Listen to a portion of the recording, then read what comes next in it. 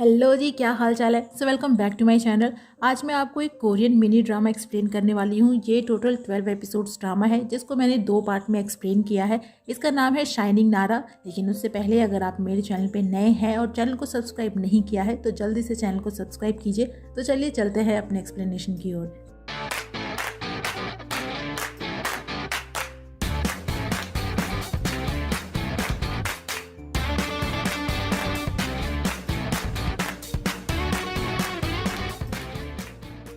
ये ड्रामा है नारा की, जो 13 साल की है और 6 स्टैंडर्ड में पढ़ती है। उसकी लाइफ में 3 प्रॉब्लम्स है। पहला, उसका भाई यूरी जो 17 साल का है और हमेशा उससे लड़ता रहता है। ये प्रॉब्लम सभी की लाइफ की है। दूसरी प्रॉब्लम है उसकी हाइट। उसे लगता है कि वो अपने एज के हिसाब से छोटी है। और तीसरी प्रॉब्लम है डेहान, जो उसका क्लासमेट और डेस्कमेट दोनों है और हमेशा उसे परेशान करता है उसकी होमवर्क कॉपी करने के लिए। नारा और डेहान स्कूल के बाद बाकी बच्चों के साथ जंपिंग रोप प्रैक्टिस करते हैं क्योंकि उन्होंने किसी कंपटीशन में पार्टिसिपेट किया है। नारा अपनी हाइट बढ़ाने के लिए पागल थी और अगर कोई उसके हाइट पे कमेंट करता है तो उसे अच्छा नहीं लगता। हाइट के पीछे पागल होने का एक और कारण था चागोंग, जो उसके भाई यूरी का फ्रेंड है, जिससे वो 1 साल पहले मिली थी और उसे देखते ही वो उसे पसंद आ गया था, यानी उसका क्रश बन गया था। पर चागोंग के लिए तो जैसे वो एग्जिस्ट ही नहीं करती थी क्योंकि वो उससे एज में काफी छोटी थी। तो इसलिए नारा को लगता है कि अगर उसे चागोंग की अटेंशन चाहिए तो 3 चीजें हैं, या तो उसे लंबा होना होगा, या दूसरा जन्म लेना होगा, या फिर किसी मैजिक से किसी ग्रोन अप इंसान की बॉडी में चले जाना होगा, जो पॉसिबल नहीं है। एक दिन वो कुछ रिसाइकिल आइटम्स फेंकने रिसाइकिल बिन के पास आई थी और अपने भाई को जी भरकर कोस रही थी क्योंकि उसने चागोंग के साथ लड़ाई कर ली थी और इस वजह से अब वो उसे नहीं देख पा रही थी और गुस्से में एक लात कूड़े के ढेर को मारती है, जिस वजह से एक बुक उसके बैग में आ गिरती है। जो नारा ध्यान नहीं देती है और उस बैग को लेकर घर चली आती है और जब उस बुक को घर में ओपन करती है तो वो बुक नहीं बल्कि मेकअप किट था और नारा सोचती है कि ये उसकी मॉम का नहीं है और तभी उसे याद आता है कि उसने कूड़े के ढेर को एक लात मारी थी, तो हो सकता है कि तब ये बुक उसके बैग में गिर गई हो। उस किट में उसे एक नोट भी मिलता है जिसमें लिखा था कि ये एक मैजिकल मेकअप है जिसका मैजिक दिन में एक बार होता है और इसे लगाने से वो ठीक वैसे ही ब्यूटीफुल लड़की बन जाएगी जैसा वो बनना चाहती है। जिसके बाद नारा उस मेकअप को यूज कर लेती है और उसे यूज करते ही अचानक से वो पूरी ट्रांसफॉर्म हो जाती है और 16-17 साल की लड़की बन जाती है, जो देखकर नारा को यकीन ही नहीं होता और जोर से चिल्लाती है। और उसकी आवाज़ सुनकर उसके पेरेंट्स उसके रूम में आते हैं तो वो खुद को ब्लैंकेट से कवर कर लेती है और बोलती है कि उसने बुरा सपना देखा है। और पेरेंट्स के चले जाने के बाद वो खुश होती है कि इस मेकअप की वजह से वो चागोंग की अटेंशन पा सकती है। बट प्रॉब्लम ये होती है कि मेकअप के स्पेल को ख़त्म कैसे किया जाए क्योंकि इस हालत में वो अपने पेरेंट्स या भाई के सामने नहीं जा सकती थी और तभी उसके पेट में ज़ोर से दर्द होता है और वो वॉशरूम भागती है। जिसके बाद थोड़ी देर में वो फिर से लिटिल नारा बन जाती है। वो लगभग 1 घंटे बिग नारा बनकर रही थी और जब दोबारा से उस मेकअप को खुद पे लगाती है तो इस बार कोई फ़ायदा नहीं होता क्योंकि मेकअप दिन में बस एक बार ही काम करता है। और नारा खुश होती है कि ये गॉड की ब्लेसिंग है उसे और चागोंग को मिलाने के लिए। और नेक्स्ट डे स्कूल के बाद वो अपनी जंपिंग रोप प्रैक्टिस स्किप करके खुद के लिए कुछ बड़े कपड़े, शूज़, बैग ये सब लेने के लिए जाती है, वो भी अपने उन सालों से बचाए पॉकेट मनी के पैसों से। यार कैसे बचा लेते, मेरे तो नहीं बचते। और फिर से स्कूल के खुफिया जगह यानी साइंस लैब के स्टोर रूम में आती है। मेरे लिए स्कूल का खुफिया जगह वही है। और खुद के ऊपर वो मेकअप अप्लाई करती है और ड्रेस चेंज करके सीधा आती है चागोंग के स्कूल के बाहर, जहाँ पहले से ही लड़कियां उसकी एक झलक पाने के लिए लाइन लगाकर खड़ी थी। लेकिन तभी नारा वहाँ अपने भाई यूरी को उसके दोस्तों के साथ देखती है तो छुप जाती है और उनकी बातों से उसे पता चलता है कि चागोंग अभी अपने एजेंसी गया हुआ है। दरअसल यूरी और चागोंग दोनों ने बॉयज बैंड के लिए ऑडिशन दिया था, जिसके बाद चागोंग तो उसमें पास हो गया पर यूरी फेल हो गया और इसके बाद यूरी ने उसे लड़ाई कर ली। तो नारा सीधा आती है चागोंग के एजेंसी के बाहर और चूंकि उसे हिल्स पहनने की आदत नहीं थी तो वो गिरने लगती है। बट तभी चागोंग उसे संभाल लेता है, जिसे देखकर नारा की तो हार्ट बीट ही तेज हो जाती है और वो उसे उसके नाम से बुलाती है। पर चागोंग उसे नहीं जानता तो पूछता है कि क्या वो पहले भी उसे कभी मिली है, जिसमें नारा बोलती है कि वो बहुत ही पॉपुलर है तो उसे सभी जानते हैं और अंदर अंदर खुश हो रही होती है कि फाइनली वो चागोंग से बातें कर रही है। लेकिन तभी उसके पेट में फिर से दर्द होता है और वो तुरंत वॉशरूम भागती है और थोड़ी देर में फिर से लिटिल नारा बन जाती है।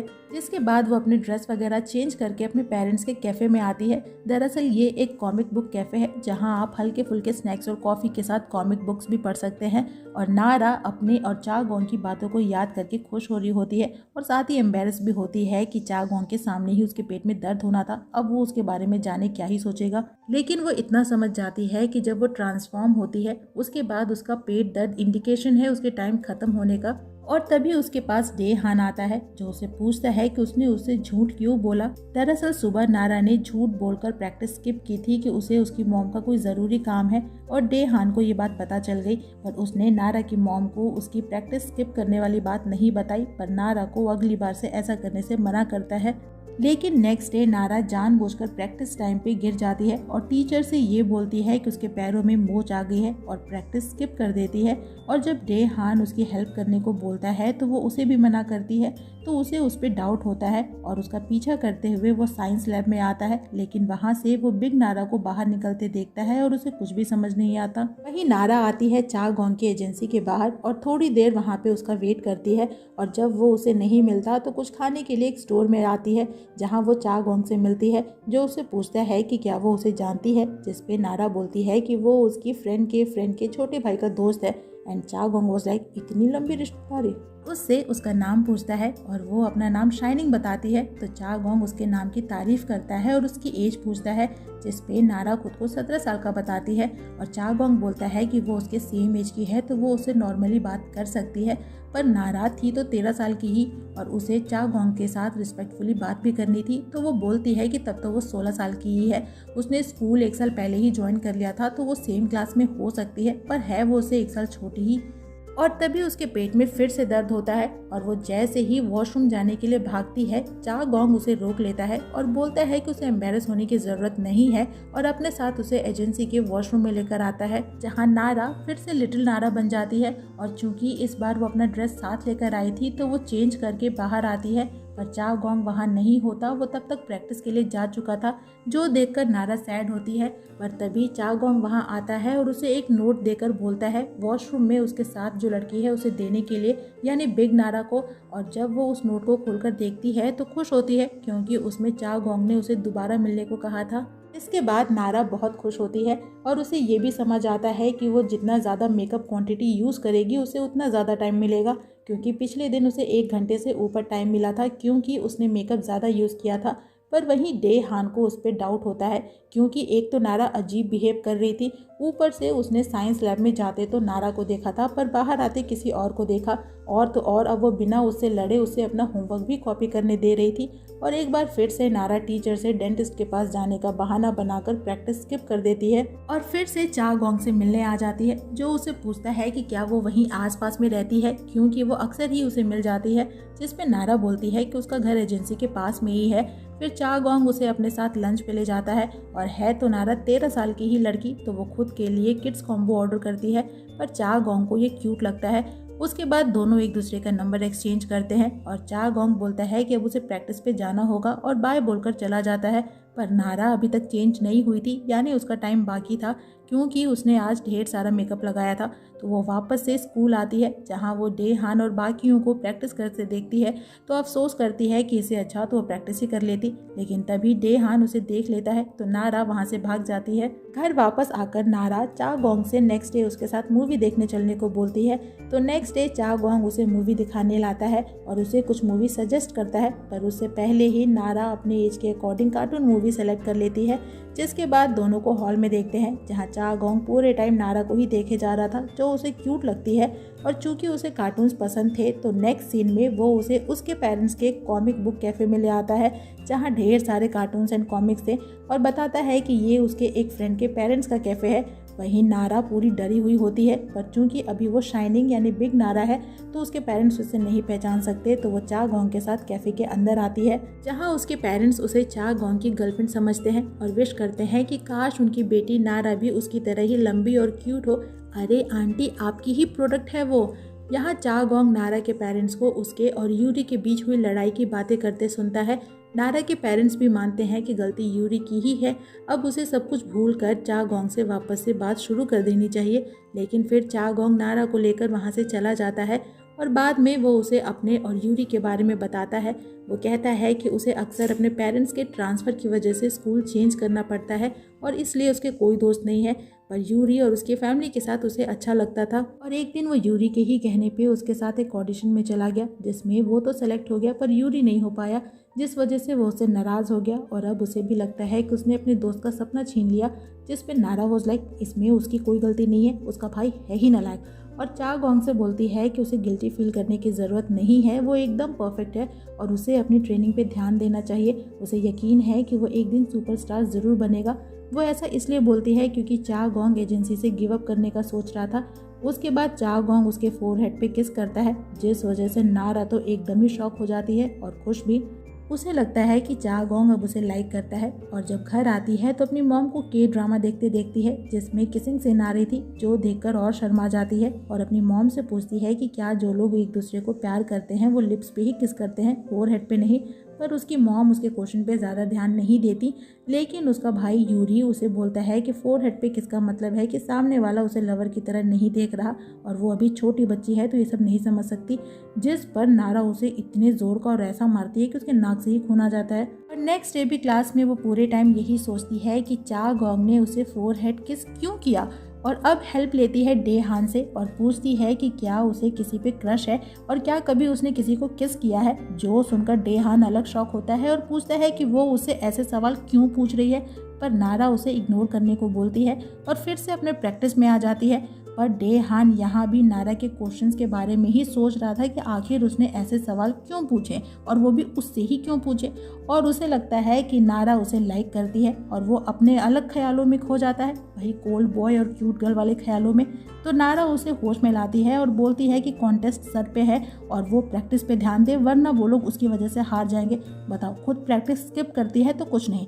और तभी उसे चा गोंग का मैसेज आता है जो उसे मिलने बुलाता है, जो देखने के बाद मैडम फिर से भाग जाती है चा गोंग से मिलने के लिए। हिपोक्रेसी देख रहे हो। और चा गोंग उसे बताता है कि उसका बैंड नेक्स्ट मंथ ही डेब्यू करने वाला है, तो वो प्रैक्टिस में बिजी रहेगा और उसे ज़्यादा टाइम नहीं मिल पाएगा उससे मिलने के लिए। जो सुनकर नारा का दिल ही टूट जाता है। उसे लगता है कि उसने ज़्यादा टाइम उसके साथ स्पेंड भी नहीं किया है और चा गोंग उसे अभी ही डंप कर रहा है। लेकिन वो डेब्यू वाली न्यूज़ से खुश भी होती है और उससे रिक्वेस्ट करती है एक बार उसे प्रैक्टिस दिखाने के लिए, जिसके बाद चा गोंग उसे प्रैक्टिस रूम में लेकर आता है और अपना डांस दिखाता है। और नारा खुश भी होती है और सैड भी। सैड इसलिए क्योंकि अब वो उसे नहीं देख पाएगी। उसके बाद चा गोंग उसे भी उसके साथ डांस करने को बोलता है, हालांकि नारा मना करती है क्योंकि उसे डांस नहीं आता और शाइनिंग यानी बिग नारा की बॉडी में वो बिल्कुल परफेक्टली डांस कर पाती है। लेकिन तभी वहाँ चा गोंग के एजेंसी का प्रेसिडेंट आता है जो दोनों के डांस की तारीफ करता है और नारा को भी उसकी एजेंसी ज्वाइन करने को पूछता है। जो सुनकर नारा खुश तो होती है कि उसे एजेंसी की तरफ से ऑफर मिला है, पर वो हाँ नहीं बोल सकती। और चा गोंग प्रेसिडेंट से बोलता है कि शायद नारा इंटरेस्टेड नहीं है, पर प्रेसिडेंट बोलता है कि उसे लगा कि वो इंटरेस्टेड है क्योंकि उसने उसे कई बार एजेंसी के बाहर देखा है। और नारा भी झट से हाँ बोल देती है क्योंकि उसे लगता है कि इसी बहाने वो चा गोंग को देख सकेगी, उससे मिल सकेगी। लेकिन घर आकर उसकी मुसीबत बढ़ जाती है क्योंकि प्रेसिडेंट ने नेक्स्ट डे उसे उसके पेरेंट्स के साथ बुलाया था कॉन्ट्रैक्ट पेपर साइन करने के लिए, जो वो नहीं कर सकती। और रात जब वो अपने पेरेंट्स से कोई एजेंसी ज्वाइन करने का पूछती है तो उसकी मॉम साफ मना करती हैं और बोलती हैं कि वो और उसका भाई यूरी दोनों ही इस इंडस्ट्री के लिए नहीं बने हैं, तो वो होश में आ जाए और उन्हें परेशान करना बंद करे। वो ऑलरेडी यूरी से काफ़ी परेशान है। तो नेक्स्ट डे नारा एजेंसी के प्रेसिडेंट को ये बोल देती है कि वो ज्वाइन तो करना चाहती है पर उसके पेरेंट्स स्ट्रिक्ट हैं और उसे ज्वाइन करने से मना कर रहे हैं। तो प्रेसिडेंट उसे फिर भी ले लेता है और बोलता है कि उसे जब टाइम मिले वो आकर प्रैक्टिस कर सकती है और धीरे धीरे वो उसके पेरेंट्स को भी मना लेंगे और अभी उसे प्रैक्टिस करने जाने को बोलता है। अब नारा को तो लगा था कि वो चा गोंग के साथ रहेगी, बट उसे दूसरे ग्रुप के साथ प्रैक्टिस कराते हैं जो एक गर्ल्स ग्रुप है और वो सभी उसे बुली करने को तैयार थी, खास करके उनकी ट्रेनर, जिसे मैं ट्रेनर ही बुलाऊंगी क्योंकि उसका नाम नहीं बताया है। और वो उस एजेंसी में 25 साल पहले आई थी एज अ ट्रेनी, लेकिन आज तक उसका डेब्यू नहीं हो पाया और अब वो यहाँ पे ट्रेनर है और आज भी उसका सपना है एक गर्ल्स बैंड में डेब्यू करने का, जबकि वो 40 की हो चुकी है। जिस वजह से नारा बोलती है कि वो बिल्कुल उसकी मॉम की तरह है क्योंकि उनकी एज भी 43 है। जो सुनकर ट्रेनर उस पर और नाराज़ होती है क्योंकि एक तो उसने उसकी एज का मजाक उड़ाया और दूसरा कि वो बिना ऑडिशन के बैक डोर से आई है। लेकिन तभी वहाँ प्रेसिडेंट आता है और हमें पता चलता है कि वो ट्रेनर का क्रश भी है। हालांकि प्रेसिडेंट उससे दूर ही भागता है और ट्रेनर बोलती है कि वो बिल्कुल चिंता ना करे, वो सभी को अच्छे से प्रैक्टिस करा रही है। और फिर नारा को बुली करने के लिए ट्रेनिंग के बहाने अपने साथ बाथरूम ले जाती है। पर बीच रास्ते से ही चा गोंग उसे अपने पास बुला लेता है, अपने साथ बाहर लेकर आता है और बोलता है कि उसे पता था कि वो लड़कियां उसे बुली करेंगी क्योंकि वो बिना ऑडिशन के आई है, इसीलिए वो उसे अपने साथ ले आया और उससे पूछता है कि क्या वो सच में एक आइडल बनना चाहती थी और इसीलिए एजेंसी के बाहर आया करती थी। इसमें नारा सोचती है कि काश वो उसे सच बता पाती और तभी चा गोंग वहाँ पार्क में कुछ बच्चों को स्केटिंग और किक बोर्ड राइड करते देखता है तो नारा बोलती है कि उसे भी किक बोर्ड राइड अच्छी लगती है। जिसे किक बोर्ड नहीं पता कि क्या होता है तो कोई मिल गया, मैं आपने ऋतिक रोशन के पास जो देखा था स्कूटर, वही होता है किक बोर्ड। चा गोंग नारा के लिए वहीं एक लड़के से उसकी किक बोर्ड थोड़ी देर के लिए मांगता है और वो लड़का कोई और नहीं बल्कि डे हान होता है जो नारा को देखते ही पहचान लेता है और इसी के साथ फर्स्ट पार्ट यहीं पे खत्म हो जाता है। तो इसी के साथ फर्स्ट पार्ट की एक्सप्लेनेशन यहीं पे होती है खत्म। तो अब क्या नारा की सच्चाई चा गोंग के सामने आ जाएगी? क्या चा गोंग जान जाएगा कि वो 16 साल की नहीं बल्कि 13 साल की है? और अगर ये सच्चाई सामने आती है तो चा गोंग कैसे रिएक्ट करेगा, दोनों का रिलेशन कहाँ जाएगा, ये सब हम जानेंगे सेकेंड पार्ट में। तो स्टे कनेक्टेड, मैं आपसे मिलूंगी नेक्स्ट वीडियो में नेक्स्ट एक्सप्लेनेशन के साथ। तब तक अपना खूब सारा ख्याल रखिए। सायोनारा।